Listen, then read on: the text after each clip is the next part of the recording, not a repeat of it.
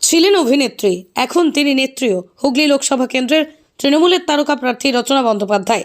ছোট পর্দার দিদি নম্বর 1 লোকসভা প্রার্থী জগদীশ চন্দ্র হওয়া ইস্তক তাঁর মন্তব্য এবং শরীরে ভাষা নিয়ে সমাজ মাধ্যমে হাসি নিয়ে ছড়িয়ে পড়েছে নানা ভিডিও।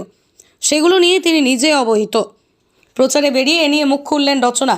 মঙ্গলবার মগরার খেজুরিয়ার ভোট প্রচারের ফাঁকে রচনার মন্তব্য, আগে হাসিটা ছিল দারুণ, এখন হাসিটা শুনে লোকে বলে পাগল। যদিও তাঁকে নিয়ে নানা মিম করছেন, তাঁদের তিনি সাপোর্ট করে বলেন রচনা। তৃণমূল প্রার্থী জানান, নেট দুনিয়ায় মিম ভিডিও তৈরি করে কত ছেলে মেয়ে উপার্জন করছে, তাই তিনি বিষয়টিকে সদর্থকভাবেই দেখছেন। তাঁর হাসি নিয়ে বিভিন্ন মিম হয়েছে, আবার মিমিক্রি করে ভিডিও তৈরি হচ্ছে। রচনার বক্তব্য, মমতা বন্দ্যোপাধ্যায়কেই ছাড়ে না, আর আমি তো নগণ্য। হুগলির তৃণমূল প্রার্থী আরও বলেন, আমি ভীষণ পজিটিভ মাইন্ডের, আমি মিম করাকেও পজিটিভভাবে দেখি, নেগেটিভ কিছু দেখিই না। তাদের রুচি রোজগার, তাই তাদের আমি সাপোর্ট করি।